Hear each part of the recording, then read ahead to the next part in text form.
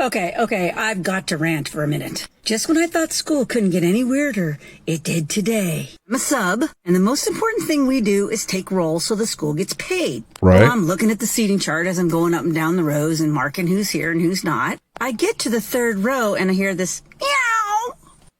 Excuse.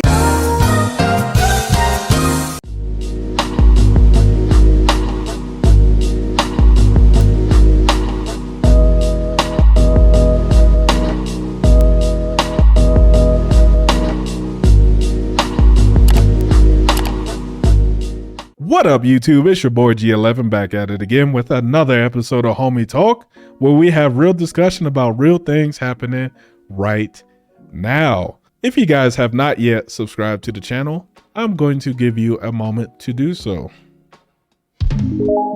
Perfect.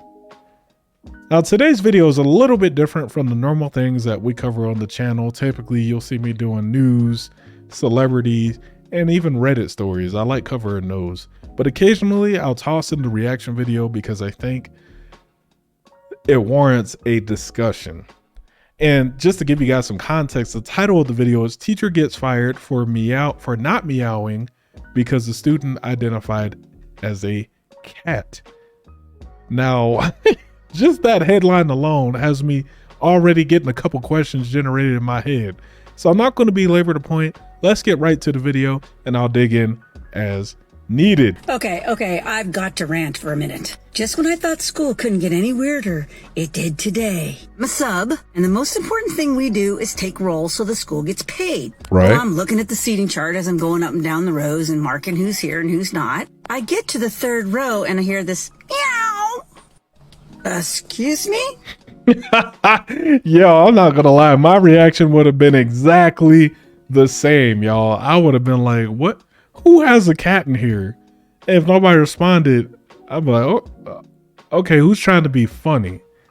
Because you know kids do some silly stuff and sometimes they try to pull pranks on the teacher and all that stuff. So that would have been my initial reaction is, okay, who is trying to be funny here? Let's squash it right now so I can get through it. But let's see how she handled it. Excuse me?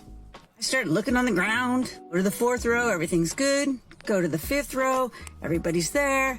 Then I hear meow. I'm like, okay, what's up with that? Who's doing it? And this little girl in the very front row says, you have to meow back at him. He identifies as a cat. Excuse me? Are you kidding me? Said, is there a litter box in here somewhere? My sarcasm self probably shouldn't have said that. He gets up and he storms out of the classroom. And I'm like, rough. Of course, the entire class is laughing. No, she didn't. I think, no problem, no foul. I go to the office. You ready for this? You check out. They said, we no longer need your services if you can't identify with all the children in the classroom. And you wonder why they don't have any subs.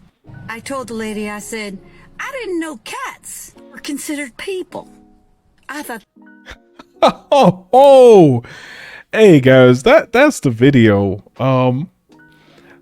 My thoughts on it, right? I think she handled the situation fantastically. Obviously, she appears to be a seasoned substitute, so it's not her first rodeo dealing with some odd stuff in the classroom, right?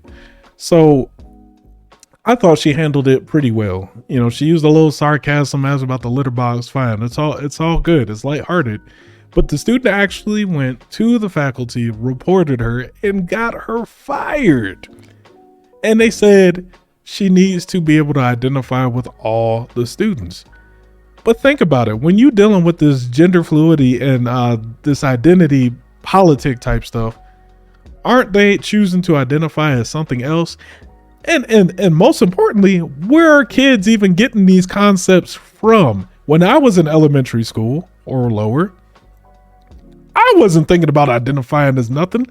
Now at home, you pretend when you're playing with your friends or you know other kids and stuff, you can pretend to be whatever you want. I was a Power Ranger when I was a kid, but when I went to school, I was just G. Okay, like come on, man, sitting up there meowing.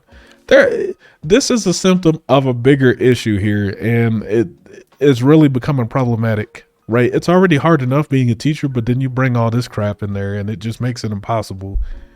You know what I'm saying? And people get mad at the teachers.